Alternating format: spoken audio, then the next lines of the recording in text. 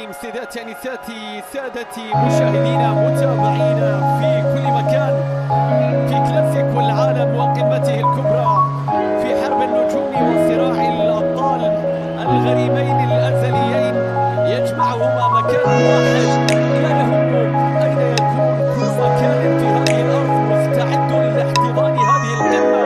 كلاسيكو التاريخ، كلاسيكو السياسة والثقافة والجغرافيا.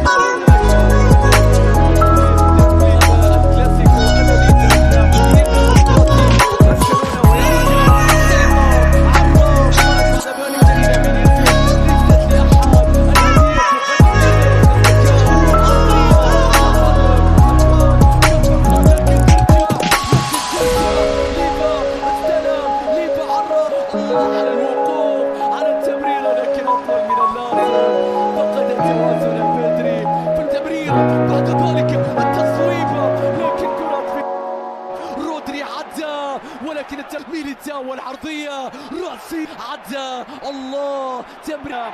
انظر الى الاستقبال وحده يقول كل شيء. نعم ولكن من ليفا الكرة العرضية انت لازم تستقبل العرضية الى لوكا. عرضية ليست لاحد الى اخطر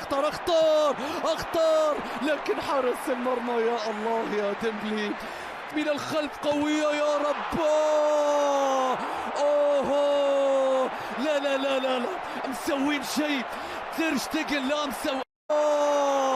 اوه هذا لوكا وهذا شوف معاي قوية تصطدم الماضية، وهذا فينيسيوس وأراوخو وحتى الآن يريد ضربة قاضية عرضية تصطدم يا بالدي. بالنسبة لتشافي بيدري كورتوا عادت إلى توني كروس، وصلت إلى غارسيا عرضية، وقف سيطر عرض لكن الكرة تصطدم. عرض في مكان اللقطة في هذا الوقت تخسر توازنك يا فينيسيوس. هذا يشد هذا يفتك. بعد ذلك شوف سيرجي روبرتو قال امسك مع ريال مدريد، لن يهدأ ريال مدريد، فمن يقدم نفسه. رأسية متابعته ينجح البارسا، يا رباه مستحيلة يا بارسا في كلاسيكو العالم يضربون بالحديد بقدم يسرى، لا يهم من يخرج. لما العبث؟ لماذا تمد يديك؟ لن تمسك شيء، لن تمسك شيء. فيرمان لوبيز. مع ريال مدريد عرفنا أن كريم بنزيما سافر مباشرة إلى المملكة العربية السعودية لإتمام صفقة خلال ذلك الحفل الترحيبي باللاعب البالغ من العمر 35 عاما. لم يكن ترحيب الجماهير الاتحادية ببنزيما مختلفا كثيرا عن الترحيب الذي قدمه جمهور النصر لرونالدو، حيث كان الترحيب الذي قدمته جماهير الاتحاد لبنزيما رائعا ورهيبا جدا. وفي النهاية قرر كريم بنزيما مستقبله بشكل رسمي، حيث انتهى. Barcelona pode ser mais um golo, já passou, vai ser, é golo! Barça! Prende-se! Sorriso de orelha a orelha! O treinador Xavi